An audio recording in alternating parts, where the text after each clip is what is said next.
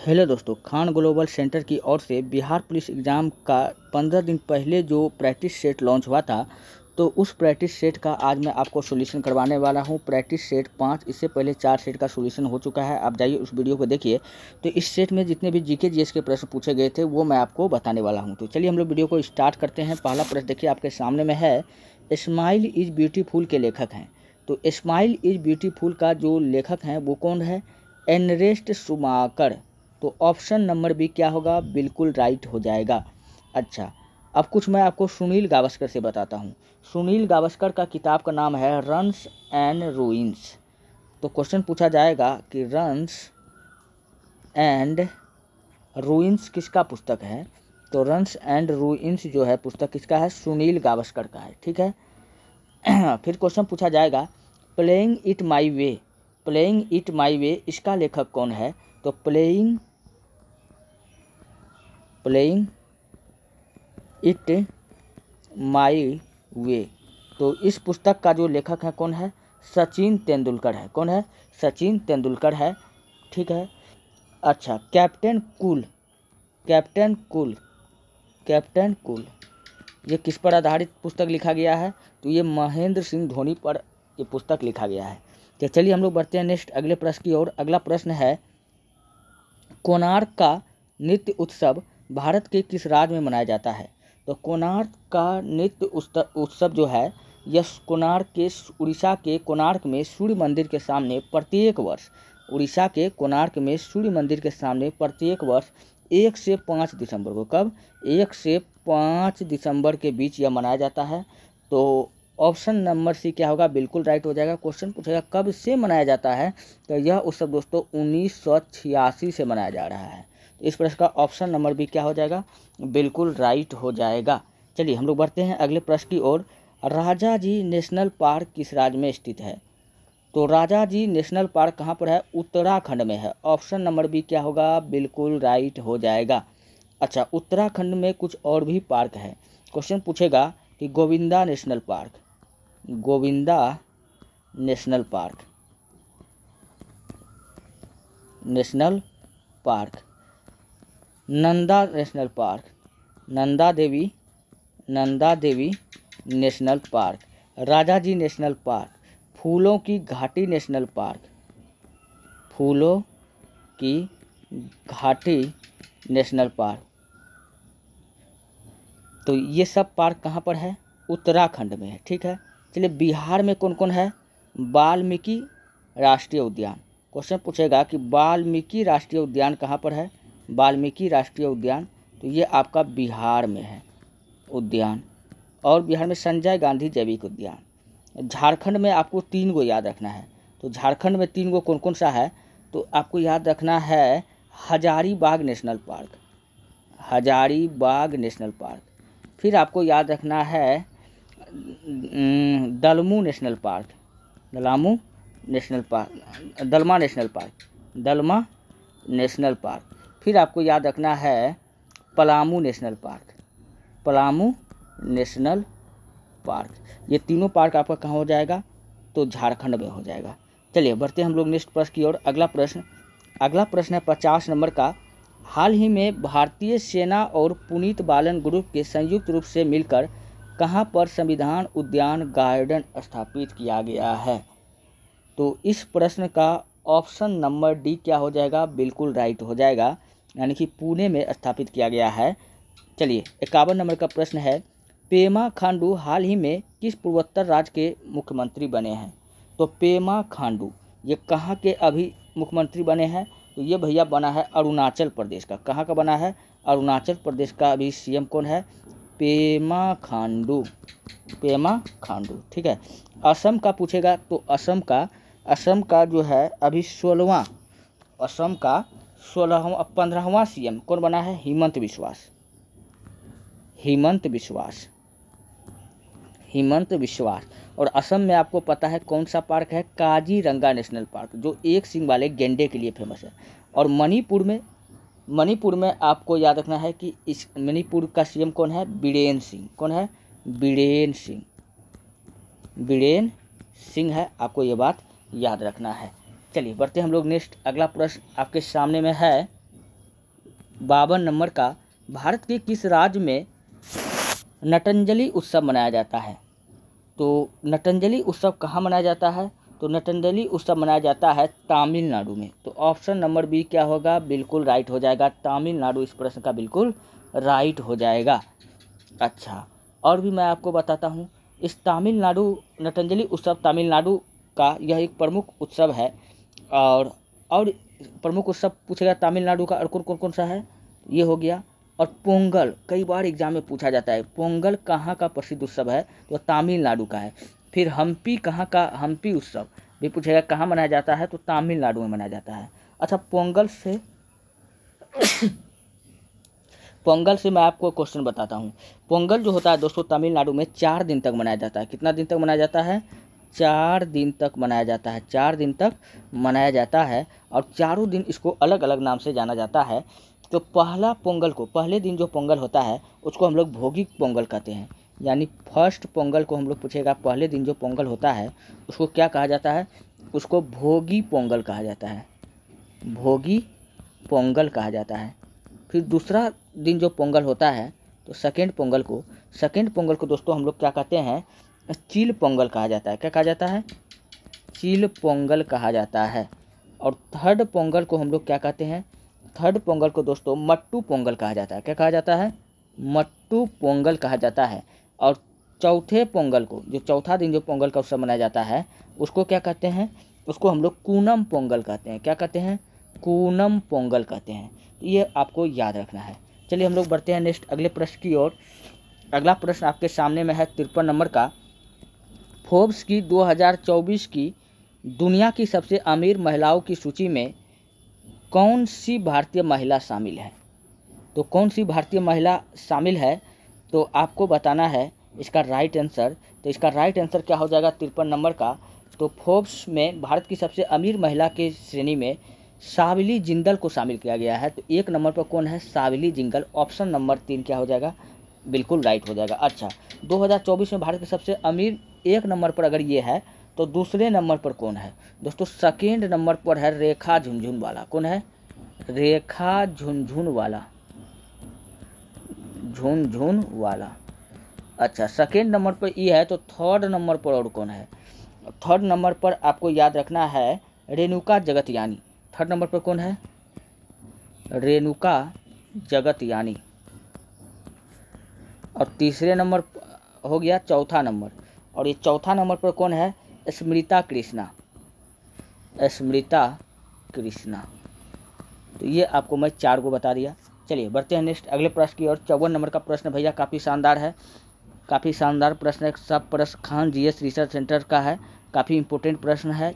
चौथा है, पृथ्वी पर वस्तुओं का भार किस कारण होता है? दोस्तों पृथ्वी पर जो वस्तुओं का भार होता है वो किस कारण से होता है? उसके गुरुत्वाकर्षण बल के कारण होता है। तो ऑप्शन नंबर सी क्या हो जाएगा? बिल्कुल राइट हो जाएगा। चलिए अब मैं गुरुत्वाकर्षण बल से कुछ इंपॉर्टेंट प्रश्न बताता हूँ जो आपके एग्जाम में पूछा जाता है। बल सभी वस्तुओं के बीच, गुरुत्वाकर्षण बल जो होता है दोस्तों ये सभी वस्तुओं के बीच कार्य करता है। याद रखना, वो सभी वस्तुओं के बीच में ये कार्य करेगा जिसके पास क्या होगा? द्रव्यमान होगा। सभी वस्तुओं के बीच में कौन सा बल कार्य करेगा? गुरुत्वाकर्षण बल कार्य करेगा। और याद रखना कि गुरुत्वाकर्षण बल जो होता है दोस्तों यह एक संरक्षी बल होता है। कैसा बल होता है? संरक्षी बल होता है। ठीक है, और याद रखना गुरुत्वाकर्षण बल के बारे में मैंने आपको बता दिया। चलिए अब अगला प्रश्न की ओर मैं बढ़ता हूँ, 55 नंबर के प्रश्न की ओर। 55 नंबर का प्रश्न देखिए यहाँ पर है, विद्युत चुंबकीय बल किसके बीच कार्य करता है? दोस्तों विद्युत चुंबकीय बल सभी प्रकार के आवेशों के बीच कार्य करता है। तो ऐसा ऑप्शन हमको ऑप्शन नंबर सी में दिख रहा है। तो ऑप्शन नंबर सी क्या हो जाएगा? बिल्कुल राइट हो जाएगा। अब मैं आपको बताता हूँ विद्युत चुंबकीय बल का अगर कारण पूछेगा, इस बल का अगर विद्युत चुंबकीय बल का अगर कारण पूछे तो कारण क्या होता है? इसका कारण होता है दोस्तों विद्युत और चुंबक प्रभाव उत्पन्न होता है। इसके कारण क्या होता है? विद्युत प्रभाव और चुंबक प्रभाव प्लस चुंबक प्रभाव उत्पन्न होता है। तो क्वेश्चन पूछा जाता है दोस्तों विद्युत चुंबकीय बल कैसा बल है? तो विद्युत चुंबकीय बल एक मौलिक बल है। कैसा बल है? मौलिक बल है। तो मौलिक बल कौन सा बल है? तो विद्युत चुंबकीय बल है। ठीक है, और भी कुछ क्वेश्चन है दोस्तों। विद्युत चुम्बकीय तरंग का उपयोग हम लोग पूछेगा कहाँ करते हैं। तो दोस्तों विद्युत चुम्बकीय तरंग का प्रयोग हम लोग कहाँ करते हैं हम लोग? रेडियो संचार में। कहाँ करते हैं? रेडियो संचार में हम लोग इसका प्रयोग करते हैं। चलिए 55 नंबर का प्रश्न हो चुका है। 56 नंबर का प्रश्न की ओर बढ़ते हैं। प्रश्न कहता है वस्तु की यात्रा की अवधि में चली गई कुल पथ की लंबाई, इसमें लगे समय भागफल को हम लोग क्या कहते हैं दोस्तों? उसको हम लोग औसत चाल कहते हैं। क्या कहते हैं? औसत चाल कहते हैं। तो इस प्रश्न का राइट आंसर क्या हो जाएगा? इसका राइट आंसर क्या हो जाएगा? ऑप्शन नंबर बी हो जाएगा। चलिए 57 नंबर का प्रश्न की ओर हम लोग बढ़ते हैं। 57 नंबर का बिना क्वथनांक तक पहुंचने किसी द्रव का गैस में बदल जाना क्या कहलाता है? दोस्तों द्रव का गैस में बदलना। द्रव का क्वेश्चन क्या पूछ रहा है? द्रव का गैस में बदलना। तो द्रव का गैस, कोई द्रव है यानी पानी है, वो गैस में बदल गया तो यानी क्या हो गया कि वो वाष्प बन गया। तो वाष्प बन गया तो इसको हम लोग वाष्पीकरण कहेंगे। ऑप्शन नंबर बी क्या होगा? बिल्कुल राइट हो जाएगा। अच्छा संघनन क्या होता है? संघनन होता है वाष्प का द्रव में बदलना। संघनन क्या होता है? वाष्प का द्रव में चेंज होना, द्रव में बदलना क्या कहलाता है? संघनन कहलाता है। और एक होता है ऊर्ध्वपातन। ऊर्ध्वपातन होता है दोस्तों ठोस का गैस में बदलना। ठोस का गैस में बदलना पूछेगा क्या कहलाता है? ठोस का गैस में बदलना ऊर्ध्वपातन कहलाता है। क्या कहलाता है? और इसमें क्या क्या सब चीज़ शामिल है ऊर्ध्वपातन की क्रिया में? ऊर्ध्वपातन की क्रिया में याद रखना है कि अमोनियम क्लोराइड हो जाएगा, फिर कपूर हो जाएगा, आयोडीन हो जाएगा, नेप्थलीन का गोली हो जाएगा। ये सब क्या है? ऊर्ध्वपातित पदार्थ है। Ammonium chloride, Kapoor, iodine, naphthalene का गोली, ये सब ऊर्ध्वपातित पदार्थ है। आपको याद रखना, क्वेश्चन पूछा जाता है कि इनमें से कौन ऊर्ध्वपातित पदार्थ है, तो ये सारा ऑप्शन में रहता है। चलिए बढ़ते हैं नेक्स्ट अगले प्रश्न की ओर। अगला प्रश्न आपके सामने में है प्लाज्मा क्या है? 58 नंबर का प्रश्न है कि प्लाज्मा क्या है। तो याद रखना है कि प्लाज्मा जो होता है यह पदार्थ का एक ठोस अवस्था होता है, गलत बात। पदार्थ की एक द्रव अवस्था होता है, पदार्थ की एक गैसीय अवस्था होता है, ये भी गलत बात है। पदार्थ की एक आयनीकृत गैस अवस्था है। तो ऑप्शन नंबर डी क्या हो जाएगा?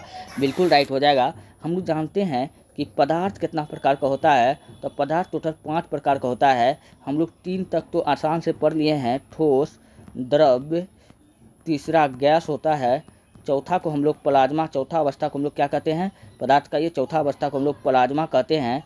और 5वां अवस्था को हम लोग क्या कहते हैं? BEC कहते हैं। क्या कहते हैं?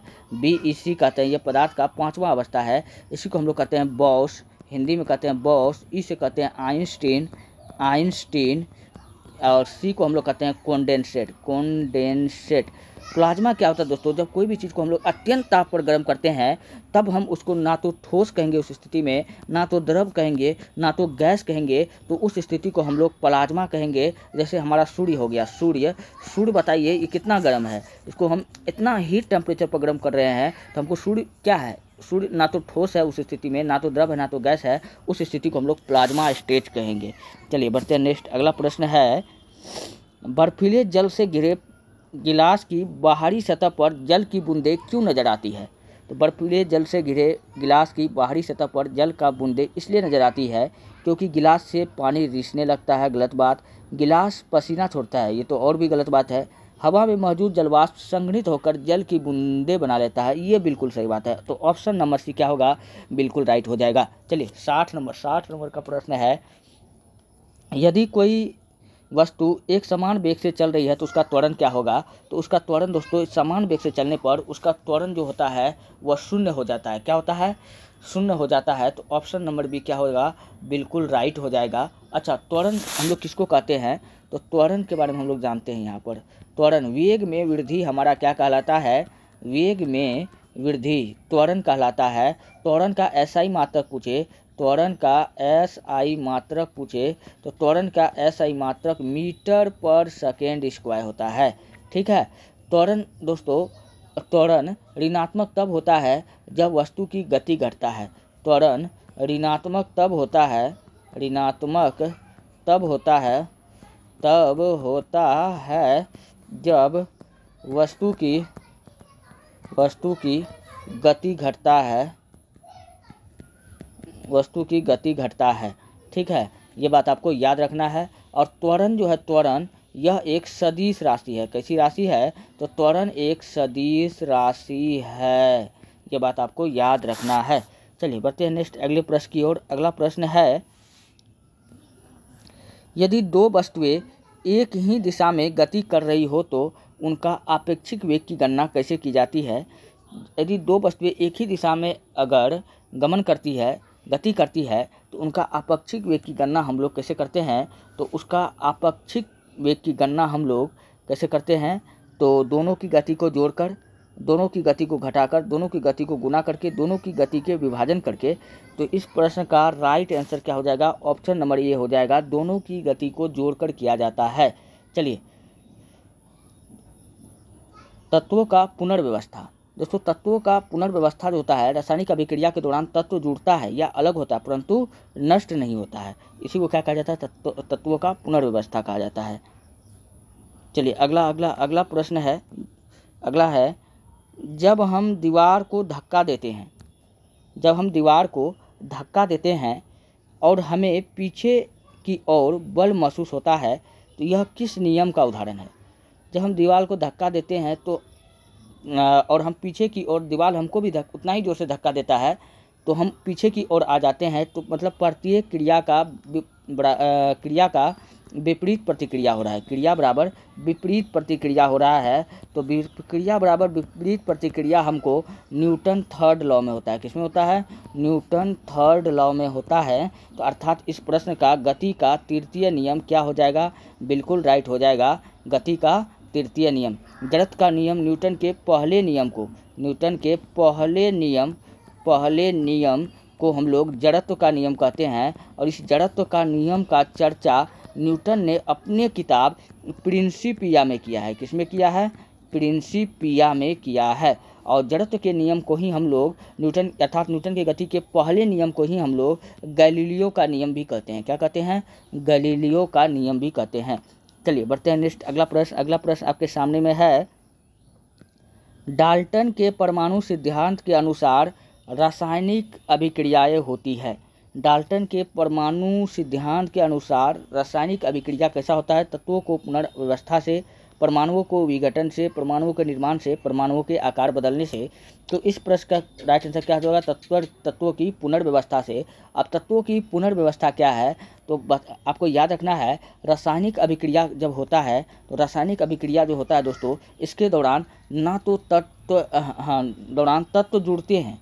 क्या होता है? या तो तत्व जुटेगा, या तो जैसे हाइड्रोजन प्लस O2, ये दोनों जुड़ करके क्या बना दिया? जल बना दिया। यानी तत्व क्या हो गया? जुट गया। या तत्व क्या हो सकता है? अलग भी हो सकता है। या तो तत्व अलग भी हो सकता है, लेकिन दोस्तों याद रखना कि नष्ट नहीं होता है। अर्थात क्या हो जाएगा? तत्वों की पुनर्व्यवस्था यही बताता है। तो ऑप्शन नंबर ए क्या होगा? बिल्कुल राइट हो जाएगा। और डाल्टन ने क्या दिया था? परमाणु सिद्धांत दिया था। ये बात आपको याद रखना है। परमाणु जो होता है दोस्तों, पदार्थ का सबसे सूक्ष्मतम कण होता है। पदार्थ का पूछेगा कि पदार्थ का सबसे सूक्ष्मतम कण क्या है? सबसे सूक्ष्मतम कण भी क्या है?